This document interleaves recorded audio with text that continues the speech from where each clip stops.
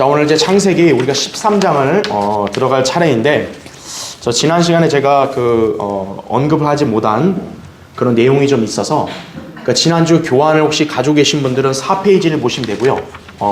없으신 분들은 오늘 그냥 강의를 들으시면 됩니다. 자, 우리가 창세기 12장을 지난 시간에 주로 우리 성도들의 어떤 실제적인 어떤 교훈들을 받을 내용들을 우리가 살펴봤어요. 그런데 좀 교리적으로 좀 난해하지만 또 심오한 그런 주제가 있습니다. 그게 바로 뭐냐면 씨의 전쟁이에요. 씨의 전쟁. 자, 여러분 그 창세기 3장 15절 한번 펴주십시오. 잠깐 창세기 3장 15절.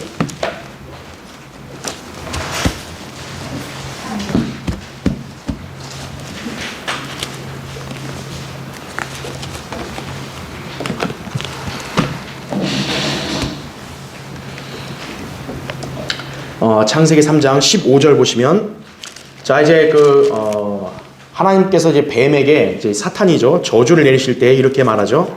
3장 15절. 내가 너와 여자 사이에, 그랬죠. 또 내 씨와 그녀의 씨 사이에 적이를 두리니 그녀의 씨는 너의 머리를 부술 것이요 너는 그의 발꿈치를 부술 것이라 하시고, 이렇게 말씀합니다. 당시에 이 사탄의 입장에서는요, 이 선고는 굉장히 충격적이었을 거예요. 예.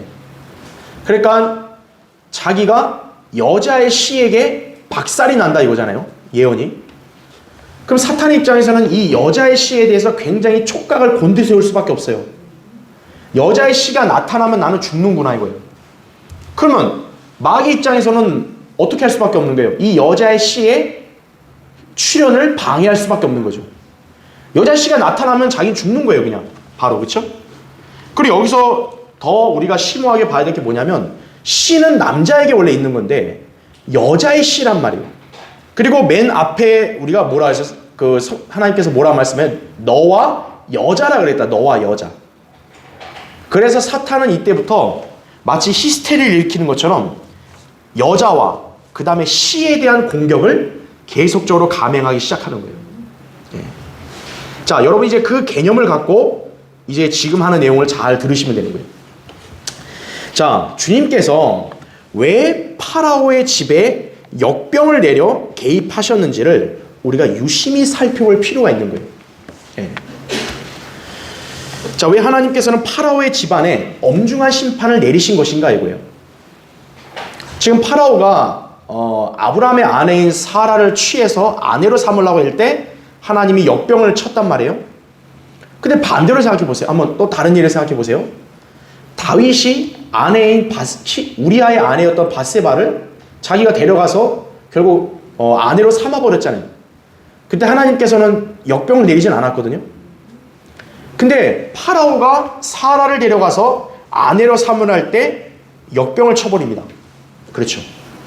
자, 그 다음에 또 우리가 나중에 보겠지만 창세기 20장에서 그랄 왕 아비멜렉이 또 아브라함의 아내인 사라를 데려가서 아내로 취하려고 그래요. 너 나중에 보겠지만 그때 또 아브라함은 또 자기 아내를 갖다 누이라고 또 속여요. 그때 또 하나님께서 아비멜렉에게 강력한 경고를 합니다. 이 여자를 건드리면 네 집안은 다 죽는다고, 전부. 자, 왜 하나님께서는 이렇게 사라와 연관돼 사라에게 뭔가 누군가가 건드리려고 할 때 왜 하나님은 이렇게 강력하게 개입하셨냐 이거예요. 그렇죠. 이유가 있을 거라고요. 그죠? 자, 결론부터 말씀드리면 바로 씨를 지키기 위함이에요. 씨. 예. 그럼 왜 사탄은 자꾸 이렇게 하나님의 사람의 여자들이 자꾸 누군가가 건드리게 놔두냐 이거예요. 자꾸 건드리도록 자꾸 조장하냐 이거예요. 바로 사탄은 씨를 혼잡하게 하려는 거예요. 여자의 씨를 혼잡하게 하려는 거예요. 바로 그런 숨은 의도가 있다는 걸 아셔야 됩니다. 그러니까 지금 여러분은 이 성경에 기록되어 있는 말씀 액면상으로는 잘 안 보이지만 그 뒤에 내면에는요, 하나님과 사탄 사이에 이 씨와 연관돼서 아주 치열한 지금 전투가 있다는 걸 아셔야 되는 거예요. 자, 파라오는요 고의적으로 지금 사례를 빼앗으려고 했던 게 아니에요. 왜냐하면 하나님께서 이렇게 역병을 통해서 경고하시고 나서 파라오가 아브라함을 불러서 너 왜 속였냐 이거예요. 내가 잘못하면 네 아내를 내가 아내로 삼을 뻔했다라고 한단 말이에요. 그런 말을 할 수 있었던 게 뭐냐면 자기 마음에 양심이 있으니까 이 양심이 율법에 따라서 지금 파라오에게 호소한 거죠. 남의 아내를 네가 취하면 그건 간음죄다. 그걸 파라오도 아는 거예요. 로마서 2장 15절의 말씀 그대로 파라오는 이방인이지만 하나님께서 양심을 통해서 그 간음이 죄라는 걸 알려주신 거죠. 그래서 파라오는 사라가 아브라함의 아내라는 걸 알자마자 바로 돌려보냅니다. 즉 우리가 알아야 될 게 사라는 파라오와 절대 접촉하지를 않았다는 걸 아셔야 돼요. 그러니까 접촉하기 일순간에 그 직전에 하나님은 바로 개입하신 거예요. 자, 율법에 따르면 간음죄를 저지르면 모두 사형에 처해져야 돼요. 레위기 20장 10절에 나온 말씀대로 하나님의 말씀인 율법에도 간음을 저지르면 살인입니다. 그건 사형입니다. 무조건.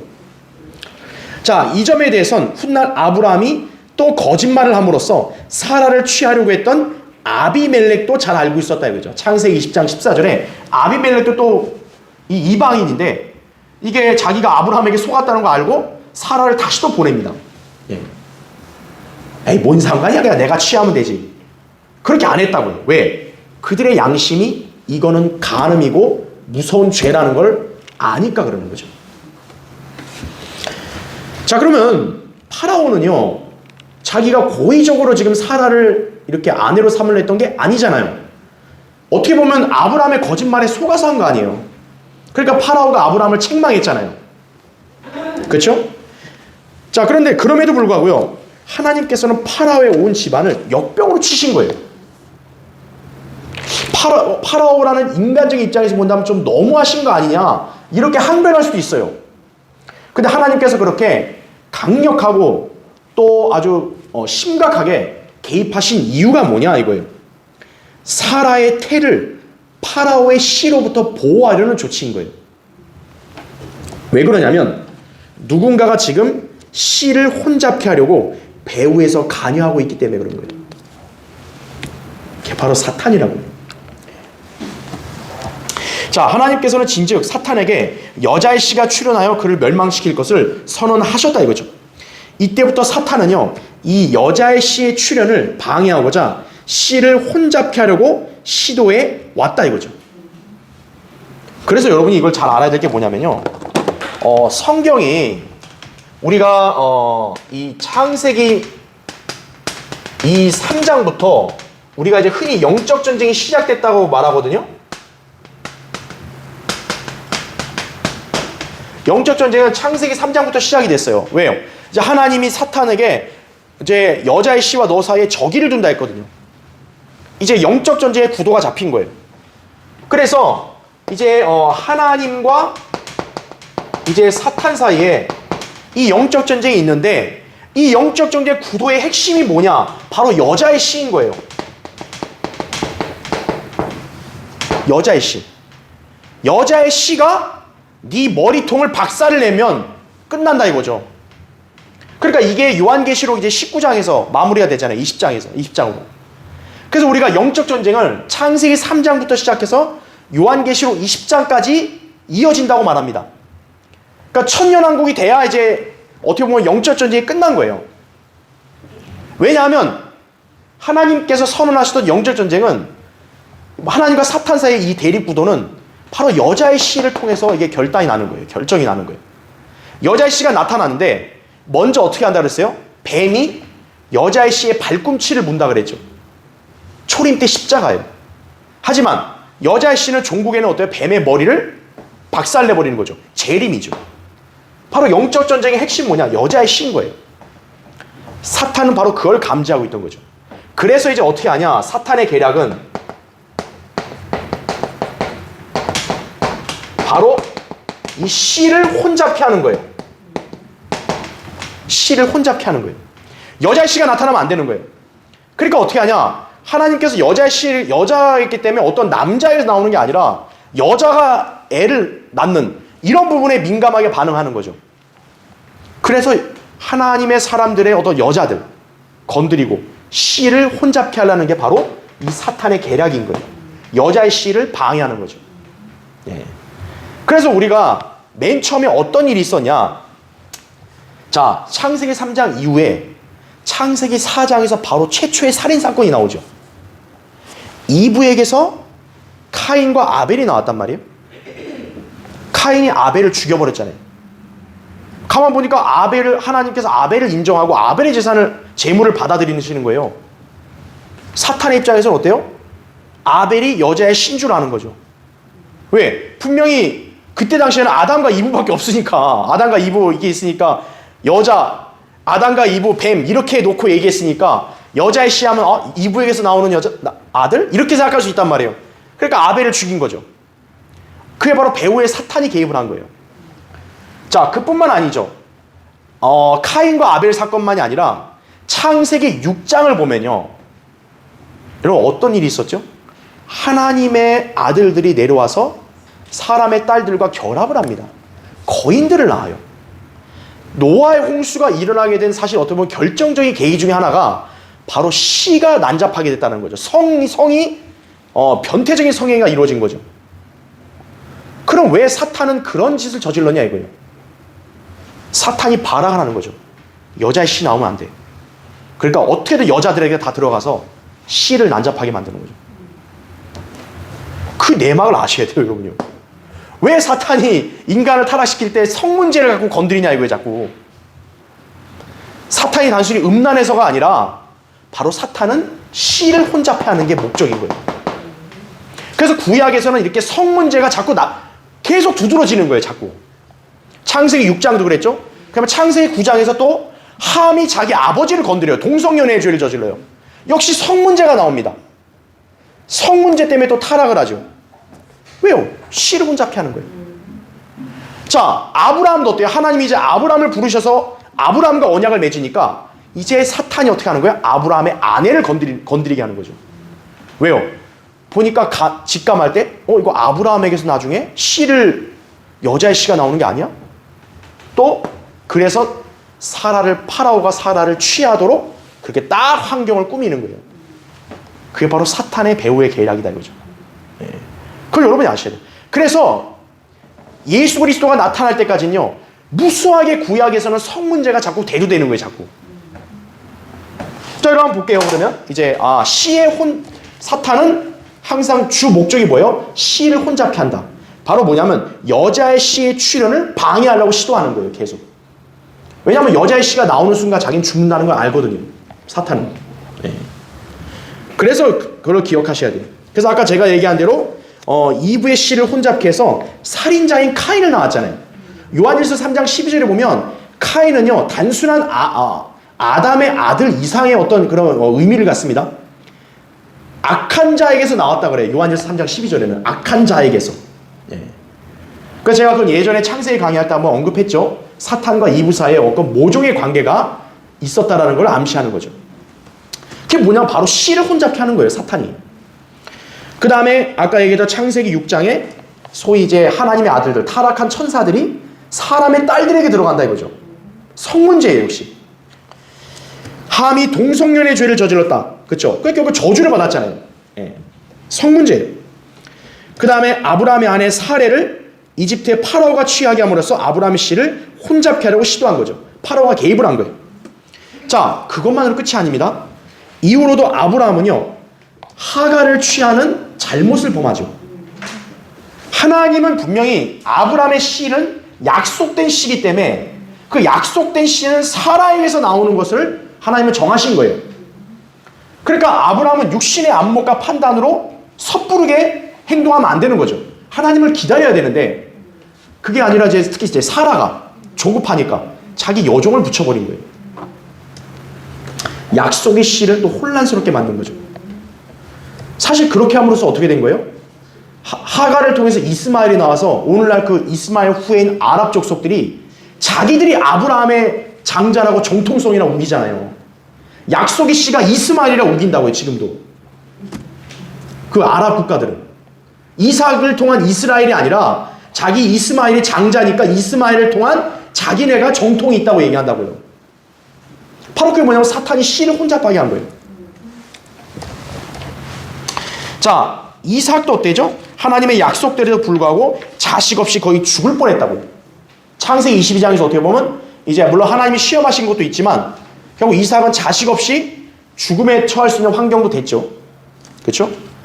그리고 이삭의 자식 중에 하나는 잘못된 결혼을 합니다. 창세기 26장에 에서가 잘못된 결혼을 하죠. 예. 그리고 또 다른 아들 야곱은 어때요? 자식을 낳기도 전에 죽을 뻔하죠. 에서가 이제 분노를 품고 우리 아버지 이삭이 돌아가시면 너는 내 손에 죽는다. 야곱은 자식도 낳기 전에 죽을 뻔하죠. 예. 자, 사탄이 그렇게 계속 개입을 하죠.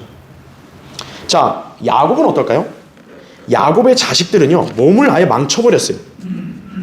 야곱의 큰아들 르우벤은 자기 아버지의 처배기로 들어가서 근친상간 죄를 저질렀죠. 유다는 어떤 거예요? 자기 카나안 여인 자기 며느리와 이렇게 동침을 하죠. 그래서 애를 낳죠. 요셉은 자식을 낳기 전에 죽을 뻔했죠. 모함을 받아서. 그래서 자기 형제들에게 죽을 뻔하다가 간신히 살아났고, 또 이제 이집트에 갔더니 또 거기 경호대장 아내 때문에 또 죽을 뻔하잖아요. 바로 뭐예요? 성 문제입니다. 계속적으로 성 문제예요. 다른 죄를 저지르게 하는 것보다 사탄은 계속 하나님의 계획 안에 있는 사람들의 성 문제로 자꾸 공격을 해요. 왜 성 문제냐 이거예요, 하필. 단순히 사탄이 음란스러워서가 아니라, 그뿐만 아니라 바로 여자의 씨의 출현을 방해하려고 씨를 혼잡케 한다는 걸 아셔야 돼요. 그래서 이 구약에서의 영적 전쟁 구도는 씨의 전쟁이라고 불러도 과언이 아닌 거예요. 그러니까 사탄은 씨를 혼잡하게 하려는 거고, 하나님은 약속의 씨를 보호하려고 하시는 거고, 그러한 전투가 계속 벌어져 왔다, 이렇게 이해하시면 된다 이거죠. 자, 그래서 창세기 3장 15절 이래 영적 전쟁이 시작됐는데 그 전쟁은 다름 아닌 씨의 전쟁이라 불러도 과언이 아니다라는 거죠. 왜냐하면 영적 전쟁의 끝은 뭐냐? 여자의 씨가 뱀의 머리를 부술 때 끝나는 거니까 그런 거예요. 예. 그래서 여자의 씨가 굉장히 중요한 거예요. 이 여자의 씨를 사탄은 지속적으로 불안과 공포에 떨면서 계속 방해하려고 하는 거예요. 출현을. 예. 자, 그래서 지속적으로 성 문제에 개입해서 씨를 혼잡하게 만들었던 것이다. 여러분이 그렇게 이해를 하시면 되는 거예요. 그러면 이제 여러분이 왜 하나님께서 이렇게 파라오는 뭐 이렇게 고의로 그런 게 아닌데도 왜 저렇게 역병으로 엄격하게 치셨냐 이거예요. 왜 하필? 바로 그 이유가 여기에 숨겨져 있다는 것을 여러분이 기억하시면 된다는 거죠. 그렇죠? 자, 그럼 이제 우리 창세기 13장 넘어가 보겠습니다. 자, 그래서 우리가 12장은 우리가 결론을 내린다면요, 아브라함이 하나님의 부르심에 순종하고 하나님과의 관계를 잘 정립해서 이렇게 경배드린 것은 너무나 좋은 자세예요. 근데 출발은 좋았지만 결국 그 믿음의 자세를 신실하게 유지를 못하고 시련이 닥치자 결국 세상으로 도피해버리고 말하죠. 네. 그냥 우리 성도들에게도 시사하는 바가 크다 그랬죠. 여러분이 처음에 올바른 믿음을 지니고 하나님과의 관계를 잘 정립한 건 좋아요. 그런데 그 관계가 지속되는 데 있어서 방해하는 것이 바로 시련이에요. 시련이 닥쳤을 때 여러분이 아브라함처럼 그 순간을 모면하고 좀 순간적인 계산으로 좀 이렇게 편해보고자 세상으로 나아가게 되면 아브라함처럼 이렇게 부끄러운 간증만 남긴다는 것을 잘 기억해야 한다는 거죠. 자, 그래서 우리가 창세기 오늘 13장을 보겠습니다. 여러분 이제 교환을 보세요. 자, 이제 13장에는 이제 아브라함이 회복이 되는 거예요. 자, 아브라함은 분명 지금 영적으로 하나님과의 관계에서 잘못돼 있죠. 그럼 어떻게 해야 돼요? 그대로 좌절하고 그대로 실족하면 안 되고 다시 회복을 해야죠. 하나님이 아브라함을 다시 이집트에서 불러냈단 말이에요. 그럼 이제 아브라함은 어떻게 해야 돼요? 하나님과의 관계를 다시 회복해야 된다는 거죠. 그래서 13장에는 이제 아브라함이 영적으로 회복되는 그 내용이 나오고, 그 다음에 이제 어떻게 하냐? 마침내 롯으로부터 이제 하나님께서 아브라함을 분리시키시는 거예요. 네. 이제 때가 돼서 하나님께서는 이제 아브라함에게서 롯을 떼놓으시는 거예요. 그 제가 얘기했잖아요. 왜 그래요? 롯은 하나님의 계획 안에 든 사람이 아니기 때문에. 네. 그러니까 하나님께서는 여러분의 삶도 마찬가지예요. 주님께서 여러분을 진리 가운데로 인도하는데 여러분 하나님의 계획 안에서 여러분을 인도하려는 게 방해가 되는 게 있다. 그럼 하나님께서 때로는 나중에 다 분리시키시는 거예요. 전부 다. 네. 그걸 기억하셔야 돼요. 자, 롯으로부터 분리다 이거죠. 그래서 이제 그 교환의 매뉴를 보세요. 주요 내용. 이제 13장 1절부터 4절까지는 약속의 땅으로 돌아온 아브라함과 롯을 다루고요. 13장 5절부터 13절까지는 롯으로부터 분리하는 아브라함이고, 또 14절부터 18절까지는 아브라함과의 약속을 구체적으로 제시하신 하나님이시다 이거죠. 예. 이제 롯과 분리되니까 하나님께서는 아브라함에게 더 구체적으로 약속의 말씀을 주시고 더 확신을 주시는 거예요. 확증해 주신다 이거죠. 예. 하나님과의 관계가 더 밀접하게 되고 더 온전하게 되는 거죠. 예. 자, 13장은 아브라함이 이집트에서 다시 약속의 땅인 카나안으로 오면서 하나님과의 교제를 회복하는 내용을 다룬다 이거죠. 그리고 주님은 아브라함과 롯을 완전히 분리시키신 다음 아브라함에게 시와 땅에 관해 구체적인 약속을 확증해 주신다 이거죠. 예. 그러니까 하나님은 그에게 더 이렇게 복에 관한 약속의 말씀을 더 구체적으로 아예 확신할 수 있게 주시는 거예요. 자, 아브라함이 그런 주님께서 그런 말씀을 하시고 나서 어떻게 했을까요? 아브라함은 당연히 기쁠 수밖에 없고 감사할 수밖에 없는 거죠. 제단을 쌓고 다시 한 번 더 주님께 경배드림으로 믿음이 한층 더 이게 진전됐다는 거죠. 예. 우리가 이제 그 내용을 이제 보려고 합니다. 자, 오늘은 이제 우리가 시간이 12장 부분을 했기 때문에 13장 앞부분만 볼 거예요. 자, 먼저 1절부터 2절 보세요. 아브라함이 이집트에서 나왔는데 그와 그의 아내와 그의 모든 소유와 롯도 그와 함께하여 남쪽으로 가니 아브라함은 가축과 은과 금으로 매우 부유하였더라 이렇게 말씀하고 있습니다. 자, 먼저 교환을 보세요. 첫 번째, 아브라함이 이집트에서 나왔는데 롯도 그와 함께하여. 자, 롯을 하나님께서 언급을 하죠. 자, 아브라함은 분명히 자기 아내와 소유와 함께 왔음이 언급된 데 반해 롯의 아내에 대해서는 아무런 언급이 없어요. 자, 아브라함은 아내와 같이 왔다 그러잖아요. 근데 롯에 대해서는 아내란 말은 없습니다. 자, 근데 우리가 창세기 19장을 보면 롯은 아내도 있었고요. 아들들과 딸들도 그때 있었다고요. 자녀들도 있었다고요. 자, 그러면 이렇게 아내와 딸들이 있었는데 그런 아내를 그러면 어디에서 얻었냐 이거예요, 도대체. 그래서 제가 이건 지난번에 한번 언급을 했죠. 두 가지 가능성이 있다. 바로 이집트에서 아내를 얻어서 데리고 온 걸 수도 있고, 아니면 창세기 13장 13절에 따라 소돔 성읍에서 아내를 얻었을 가능성도 있다 이거죠. 근데 더 큰 가능성은 이집트에서 데려왔을 가능성이 높다라고 제가 말씀드린 적이 있어요. 자, 구체적으로 한번 볼게요. 괄호 1번. 본문에서는 이집트의 여종인 하갈에 대한 언급이 없어요. 하지만 창세기 16장에서 이미 사라에게는 여종인 하갈이 있었고 그녀는 아브라함에게서 이스마엘을 낳았다 이거죠. 지금 여기 13장 보면 하갈을 데려왔단 말은 없지만 이미 창세기 16장에서 사라가 여종인 하갈을 데리고 있어요. 그러니까 그 하갈이 언제 생겼냐 이거예요. 바로 아브라함이 이집트로 내려갔을 때 데리고 온 거죠. 그렇죠. 그렇지만 하갈에 대한 언급은 없죠. 자, 이와 같이요. 하갈은 아브라함과 함께 이집트에서 나왔음을 알 수 있어요. 그래서 롯도요. 자신의 아내를 이집트에서 데려왔을 가능성이 농후하다 이거죠.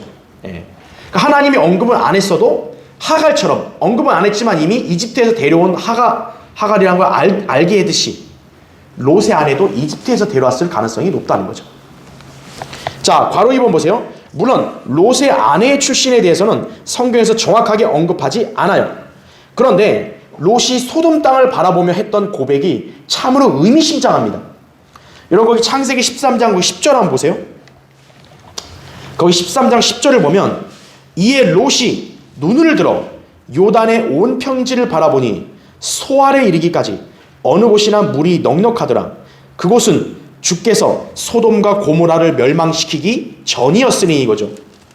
자, 롯이 지금 자기 눈으로 소알 땅을 봐요. 그 소알 땅이 어디냐고 성경에 말하고 있어요. 소돔과 고모라라고 말하고 있는 거예요. 그러니까 소돔과 고모라가 롯이 볼 때 어떤 거예요? 굉장히 넉넉하고 살기 좋아 보여요. 자, 그래서 뭐라고 표현하지 보세요. 거기 10절에 자, 멸망시키기 전이었으니 뭐와 같다고 얘기해요? 주의 동산 같고 또 뭐라 그래요? 땅과 같더라는 거죠. 아니, 에덴 동산하고 이집트하고 비교가 돼요? 근데 지금 롯의 안목은 어떤 거예요? 에덴 동산과 이집트를 같이 먹고 있어요. 그렇죠? 바로 육신적인 그리스도인, 세상지향적인 그리스도인은 세상이 낙원처럼 보이는 거예요. 아, 세상도 살만하다 이거죠. 그죠? 예.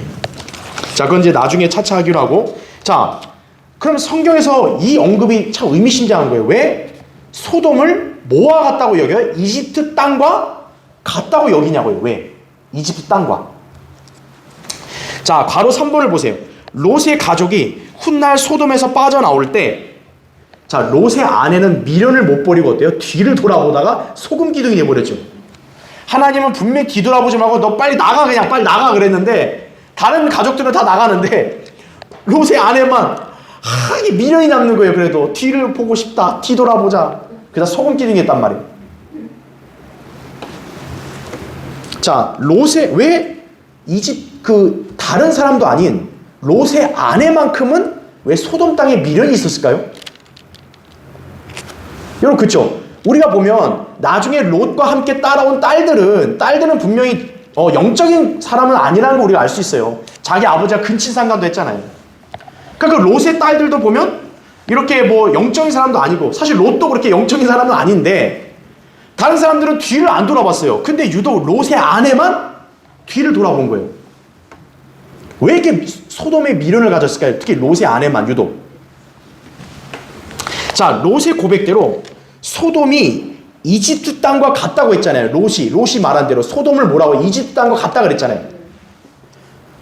그렇게 볼 때요, 이 롯의 아내는 자기 고향에 대한 그리움이 남아 있었던 게 아닌가 싶어요.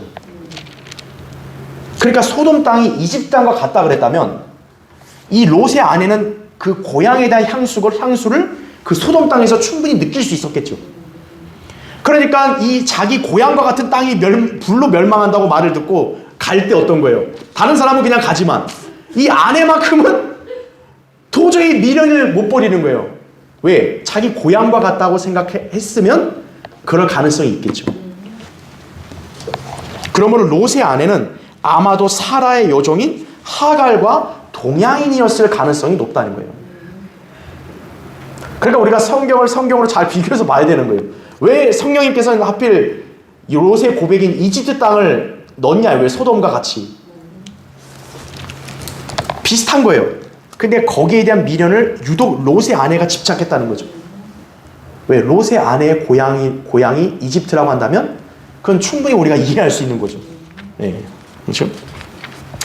자, 이제 그런 여러 가지 가능성을 제가 이제 언급을 한 거예요. 어쨌든 제가 그래서 정확한 걸 한 가지 말씀드렸죠. 롯의 아내가 이집트 여인일 수도 있고 아니면 소돔의 성읍 출신이든 롯의 아내는 유색인 인종이라는 걸 알 수 있는 거예요. 흑인이라는 거죠. 자, 그건 이제 여러분 지난 강의를 나중에 또 보시면 알게 되고요. 자, 두 번째 보세요. 자, 이번에는 아브라함은 가축과 은과 금으로 매우 부유하였더라 2절에 말씀하고 있어요. 여기서 물질은 하나님이 주신 복이 아니라 거짓말의 대가로 파라오에게서 얻은 재산임을 주목하라 이거죠. 자, 지금 13장 2절에서 주님은 짧게만 언급해요. 아브라함은 부유해요. 근데 문제가 뭐냐면 아브라함이 왜 부유하게 됐냐 이거예요. 왜? 하나님이 복을 줘서 부유해진 거예요? 아니죠. 거짓말의 대가로 이방 왕에게서 이런 예물을 받은 거죠. 자, 이것은 하나님의 사람들이 단순히 물질의 부유함으로 자신의 믿음을 측정받는 게 아님을 가르쳐 준다라는 거예요. 여러분이 그걸 교훈받아야 돼요. 저기 교회는 되게 아주 돈도 많고 아주 건물도 크게 짓는데 저 교회는 하나님이 복 준 영적인 교회고 우리처럼 자그마한 교회는 하나님이 복 안 주는 교회가 그런가요? 아니라는 거죠. 물질의 부유함이 하나님의 기준의 절대가 기준이 되는 게 아니라는 거예요. 자, 괄호 1번 보세요. 하나님께서는 그분을 두려워하고 말씀에 복종하는 자녀들에게 넘치는 복을 부어주시죠. 그 복의 일환으로 풍성한 물질을 제공해 주기도 하신다 이거예요. 그러니까 하나님께서 어떤 성도나 어떤 그 믿음의 식구에게 물질을 많이 주시는 건 하나님 복일 수도 있어요. 무조건 아닌 건 아니에요. 하나님 복을 주신 것도 있어요. 하지만 지금 아브라함이 얻은 분은 이집트, 세상을 상징하는 이집트의 파라오에게서 얻은 거죠. 하나님에게서 얻은 게 아니라는 거죠. 물질의 풍부함이 무조건 하나님의 복이라고 단정 지으면 안 된다는 거예요. 왜죠? 하나님 믿지 않는 세상 사람들도 부유하게 사는 사람 많거든요. 그렇죠? 그럼 하나님께서 그럼 믿지 않는 사람들에게도 그런 복을 다 준 거예요? 그게 아니라는 거죠. 예. 자, 세상에서 자기 나름대로 지혜와 열심을 갖고 뭔가 일을 하고 성공을 하면 물질을 풍성하게 누구나 다 가질 수 있어요. 그건 굳이 하나님과 관계가 없다고요. 자, 괄호 2번 보세요. 아브라함의 행보는 하나님의 자녀로서 합당하지 않고 오히려 수치스러운 것이었다 이거죠. 그는 물질적으로는 번성했지만 영적으로는 간증을 잃어버린 상태다 이거죠. 여러분, 성도에게 더 비참한 게 뭔지 아세요? 물질은 있는데 영이 공허한 거예요. 뭔가 삶에는 부족함이 없고 안정된 것 같은데 뭔가 하나님과의 교제라든지 뭔가 나의 어떤 영적인 생활에 있어서는 활력이 없어요. 그럼 그게 더 비참한 거예요. 오히려 내가 물질이 적고 좀 힘든 생활을 한다 할지라도요, 하나님과 동행하고 하나님의 도우심으로 기도응답 받고 주님의 말씀에 따라서 내가 영적인 기쁨을 누리고 그게 더 복된 거죠. 지금 아브라함은 분명히 아마 영적인 상태는 공허했을 거예요. 그리고 아브라함은 괴로웠을지도 몰라요. 주변 사람들이 볼 때는 야, 저 사람 복된 사람이다. 야, 저 사람 진짜 행운하다. 저렇게 물질도 많네. 그렇게 부러움을 표현하겠지만 아브라함 자신은 잘 알겠죠. 그 물질이 어디서 온 건지를. 그렇죠. 예. 양심이 살아있는 성도는 아는 거죠. 외형적으로 내가 잘 살고 부족함이 없다. 과연 내가 행복한 건가 이거죠. 예. 하나님과의 관계가 지금 제대로 안 돼 있다면 그 사람은 결코 그 자신이 행복한 게 아니에요. 예. 그걸 기억해야 돼요. 물질, 영적으로는 뭐예요? 파산 상태나 다름없는 거예요. 지금 아브라함 상태는요, 물질적으로는 부유하지만 영적으로는 파산 상태예요. 여러분은 물질적으로 좀 부족할 수 있어도 영적으로 부유한 사람이 돼야 되는 거예요. 예. 물질적으로 아무리 풍성해도요, 하나님의 자녀가 영적인 복과 은혜를 상실하면요, 삶이 무기력하고 공허하고 주님을 기쁘시게 하질 못해요. 삶의 의미가 없어져 버리는 거예요, 성도가. 예. 여러분, 부자들 중에서 공허한 사람 많죠? 왜 그러죠? 어떤 가난한 사람들 볼 때는 야, 내가 당신처럼 부유하게만 살면 나는 걱정이 없겠다 그러는데 부자들은 그렇지가 않아요. 오히려. 왜냐? 삶의 의미가 없기 때문에 그런 거예요. 그리스도인은 하나님의 영광과 그분께 기쁨이 되는 일이 삶의 의미인 거예요. 그게 없다면요, 그 사람이 아무리 똑똑하고 부유해도요, 그 사람은 공허할 수밖에 없는 거예요. 우리 그리스도인들은 그런 삶을 살면 안 된다는 거죠. 하나님께서 아브라함을 통해서 우리에게 그런 교훈을 주시는 거예요. 자, 괄호 3번. 아브라함은 이집트에서 나와 약속의 땅에 들어왔지만 여전히 하나님과의 영적인 관계는 회복되지 않은 상태다. 따라서 아브라함은 우선적으로 하나님과의 관계를 회복하는 일이 선행되어야 한다는 거죠. 그래서 괄호 4번 보세요. 이처럼 그리스도인들도 물질적으로 번성하거나 생활에 여유가 있다고 해서 자만해서는 안 된다 그죠. 과연 자신의 삶의 행보가 형태가 하나님 말씀에 합당하고 주님 뜻에 순종하고 있는지를 돌아봐야 한다 이거죠. 다음 페이지. 자신이 지금 주님을 신뢰하고 신실하게 섬기며 성경대로 행함으로써 간증 있는 삶을 살고 있는지 확인해야 한다는 거예요. 아, 나 지금 보니까 부족한 게 없네. 나는 아무 문제 없어. 이렇게 자만하지 말라는 거죠. 내가 하나님과의 관계가 온전하지 않다면 내가 지금 누리고 있는 건 어떻게 보면 내 노력으로 그냥 온 것뿐이지 하나님께서 주신 복이 아닐 수도 있는 거예요. 하나님께서 주신 복을 향해야죠. 그렇죠. 네. 만약 그렇게 하지 못하고 있다면 순간의 삶의 질과 소요만을 의지하려고 하지 말고 주님과의 관계를 회복하는 게 급선무임을 알아야 되는 거예요. 지금 아브라함은 몸은 하나님에게로 왔어요. 하지만 아직 영적인 관계를 회복이 안 된 거예요. 여러분도 오늘 몸은 여길 잘 왔어요. 하지만 오늘 여러분도 영적인 관계를 하나님과 더 돈독하게 가져야 되는 거예요. 몸만 온 게 중요한 게 아니에요. 예. 영적인 관계를 잘 가져야 된다 이거죠. 예. 몸도 안 온 사람들은 더 비참한 거고, 그렇죠? 일단 몸은 온 건 잘한 거예요. 근데 영적인 관계를 회복하라 이거죠. 예. 하나님과 영적인 관계를. 자, 아브라함은 이제 우리가 다음 시간에 보겠지만 그렇게 했다고요. 아브라함은 이제 몸이 약속의 땅에 오자마자 다시 하나님과의 교제를 회복한 거예요, 아브라함은. 자, 세 번째 보겠습니다. 은과 금으로 그랬습니다. 자, 이 부분을 좀 한번 설명할게요. 우리는 성경에서 처음 언급되는 그런 구절이라든지 어떤 그런 교리라든지 그런 개념을 좀 의미 있게 봐야 돼요. 자, 지금 13장 2절에 보면 이집트에서 나오고 나서 아브라함이 은과 금으로 부여하겠다 그랬잖아요. 자, 성경에서 지금 은과 금, 이 은과 금을 어디와 연관지어서 언급하고 있어요? 바로 이집트입니다. 예. 자, 그럼 여러분이 이제 딱 감이 오시죠? 이집트는 어디를 상징해요? 세상을 상징하죠. 은과 금은 오늘날로 바로 뭐예요? 재물이죠. 그렇죠. 바로 세상이 우리에게 보장해 주는 건 뭐예요? 재물이에요. 네. 세상이 추구하는 가치관은 뭐예요? 재물이에요. 네. 재물이 우선이에요. 자, 그러면 우리가 이걸 잘 봐야 돼요. 자, 그러면 재물 자체를 무조건 우리가 나쁘게 보고 버려야 되냐? 그게 아닙니다. 성경은 무엇이라 말씀하냐면 돈을 사랑하는 것이 모든 악의 뿌리라고 말하고 있어요. 즉 그 말이 뭐냐면 돈 자체가 악이라고 말하지 않았어요. 문제가 뭐예요? 돈을 사랑하는 게 이제 악의 뿌리가 되는 거예요. 자, 우리가 돈을 절대 경시하잖아요. 왜? 돈이 없으면 살 수가 없어요, 우리는요. 당연히 여러분 의식주 해결하려면 돈이 있어야 될 거 아니에요. 여러분이 어쨌든 이 땅에서 직업을 갖는 이유는 돈을 벌어야지 사니까요. 돈이 있어야 하나님을 섬기죠. 돈이 있어야 교회가 운영되죠. 근데 일반 변개된 성경은요, 돈을 사랑하는 게 아니라 그냥 돈 자체를 악의 뿌리라고 이런 식으로 변기시켰다니까요. 그렇게 주석가들이 그렇게 주석하는 사람들 많아요. 돈 자체가 악의 뿌리라고. 그러면 그리스도인은 돈 아예 가지면 안 되겠네?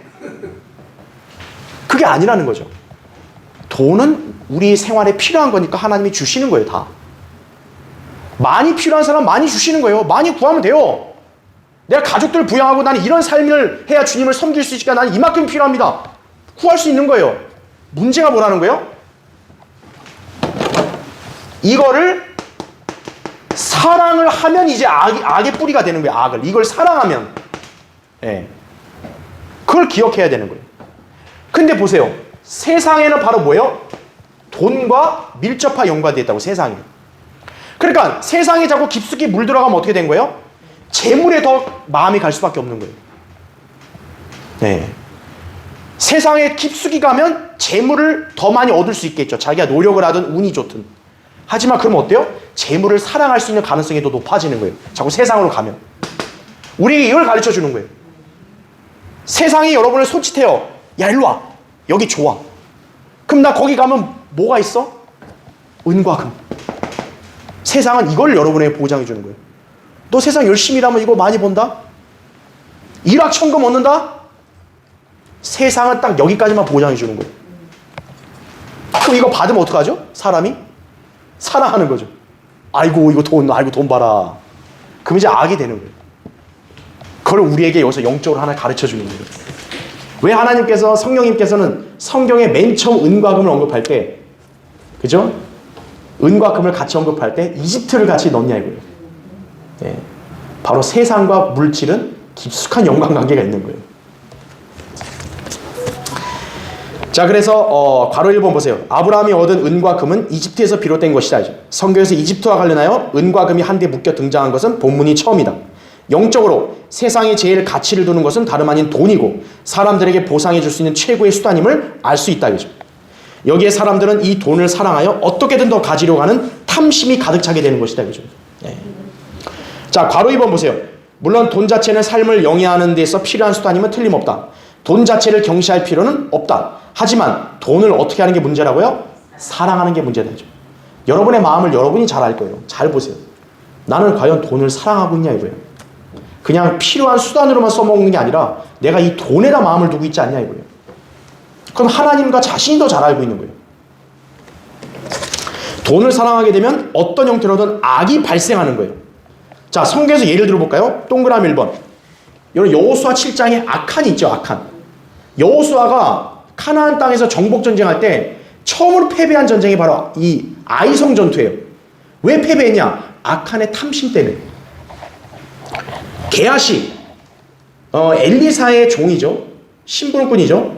나아만이 이제 그 재물을 주려 했더니 엘리사가 그냥 가져가라 그랬단 말이에요. 근데 게하시가 그게 아까워가지고 자기가 딱 뒤따라가가지고 이거 우리 주인이 돈 달라 그랬다고 가지고 딱 자기가 딱 주머니 넣죠. 그 엘리사한테 걸려가지고 문둥병 걸렸죠. 결국. 그 다음에 삼손을 배신한 데릴라. 자기 남편을 그 필리스티인들을 죽게 하려고 어떻게 해요? 필리스티인들에게 돈 받았잖아요. 나봇의 포도원을 탐낸 아합. 그렇죠? 그리고 유다 이스카리오. 은 30개로 예수님 팔아넘긴 거죠. 바리새인들, 마태복음 23장에. 바리새인들은 그 백성들에 관심 없어요. 오로지 돈이에요, 돈. 우상을 만드는 세공장이들. 여러분 우상 왜 만들죠? 돈 벌라고. 그 다음에 바울을 오래 감옥에 붙잡아둔 펠릭스. 사도행전 24장에. 펠릭스는 바울 설교 들으면서 계속 찔림을 받으니까 그만 가라고 한 거예요. 근데 바울을 자꾸 불러요. 왜 부를까요? 이거 달라는 거예요, 이거. 자꾸 그거를 넌지시 보인 거예요. 이거 좀 필요한데. 근데 바울은 그런 걸 전혀 안 주니까. 그죠? 대마의 배교. 디모데후서 4장 10절에 대마는 세상을 사랑했다. 그죠? 자, 아까 제가 얘기했죠. 이집트를 상징하는 세상과 은과 금이 연결되어 있죠. 세상을 사랑했다는 얘기는 결국 뭐의 마음이 같다고 우리가 봐야 되는 거예요? 재물의 마음이 같다고, 물질의 마음이 같다고 봐야 되는 거예요. 자, 동그라미 2번 보세요. 자, 성경 이외에도요. 우리가 바깥에서 예를 볼게요. 주류업계, 담배 사업. 담배가 해롭다는 걸 알면서도 우리나라는 계속 담배 인상공사가 담배를 팔아요, 계속. 왜요? 돈이 되거든요. 문화예술산업, 포퓰리즘 정책, 강대국의 침략전쟁 등등 다 뭐예요? 돈 때문에 그러는 거예요. 이 세상에서 무수히 발생하는 일들의 저변에는 돈을 사랑함이 있다 이거죠. 특히 하나님의 이름을 빙자하여 이득을 챙기는 자들, 가짜 성경을 만들어낸다 그래요. 왜 만들죠? 고린도서 2장 17절에 이익을 취하려고 만드는 거죠. 성경 판매가 돈이 잘 되거든요. 사람들을 끌어모아서 헌금을 강제로 쟁취하는 대형 교단 및 세속화된 교회들, 이단 종파들 마찬가지예요. 뭐 때문에요? 돈이에요. 돈을 사랑하니까. 자, 괄호 3번 보세요. 세상에 보장하는 은과 금은 삶을 부유하게 할지는 모르나 결코 사람의 혼의 구원과는 무관하다 이거죠. 누가복음 12장 15절에 예수님이 그랬죠. 사람의 생명이 자기가 소유한 것의 풍부함에 있지 않다 그랬어요. 여러분 돈 많으면 안 죽어요? 더 일찍 죽는 사람도 많아요. 그렇죠? 자, 우리 베드로전서 1장 18절 19절에 뭐라 그랬어요? 우리는 은과 금으로 구속된 게 아니라 흠도 없고 점도 없는 어린 양 같은 그리스도의 보배로운 피로 된 것이기 때문이라. 베드로전서 1장 18절 19절에 말씀하고 있죠. 자, 여기서 다시 한번 보세요. 지금 성경에서 우리의 구속은 은과 금으로 된 게 아니라는 거죠. 즉 세상은 은과 금을 보장하지만 결코 구원을 주지는 못하는 거예요. 세상은. 우리는 은과 금으로 구원받은 게 아니라 예수 그리스도의 보혈로, 그렇죠? 이 보혈로 구속을 받았다라는 거죠. 그렇죠? 네. 세상은 은과 금을 보장하지만 결국 그 사람의 혼의 구원을 시키지 못해요. 세상은. 우리의 구속은 예수 그리스도의 보혈로 됐다. 이렇게 말씀하는 거죠. 자, 그래서 거기 괄호 4번 하나님의 자녀는 은과 금을 탐내지 말아야 돼요. 사도행전 20장 23절에도요. 사도 바울은 사람들에게 결코 은과 금을 탐낸 적이 없다고 고백을 합니다. 예. 그러니까 우리가 바울처럼 은과 금을 탐내는 삶을 살면 안 되는 거예요. 예. 발람이 그랬잖아요. 발람이 은과 금을 탐내는데 하나님이 겁주니까 차마 말씀을 변개를 못 시켰고 결국 은과 금을 탐내다 죽었죠. 그렇죠. 그걸 우리가 기억을 해야 됩니다. 자, 마지막 4절만 간단히 볼게요. 여러분 거기 4절 보세요. 13장 4절. 아브라함이 처음에 제단을 쌓았던 자리인 그곳에서 주의 이름을 부르더라 말합니다. 자, 아브라함이 처음에 제단을 어디에 쌓았어요? 베델 동편에 쌓았잖아요. 여러분 베델이 무슨 뜻이라 그랬어요?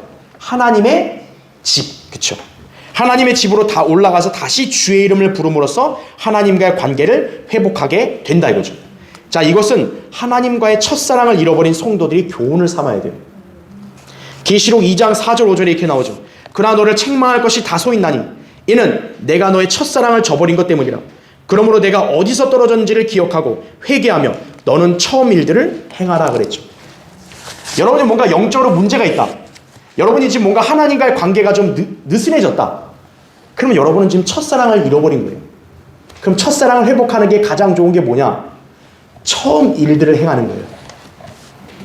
아브라함 어떤 거예요? 자기가 처음에 하나님께 경배드리고 제단을 쌓았던 그곳으로 온 거예요.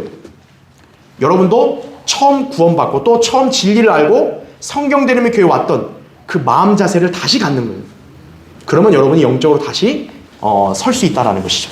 자, 그걸 기억하시고 다음 시간에 계속 하도록 하겠습니다. 네.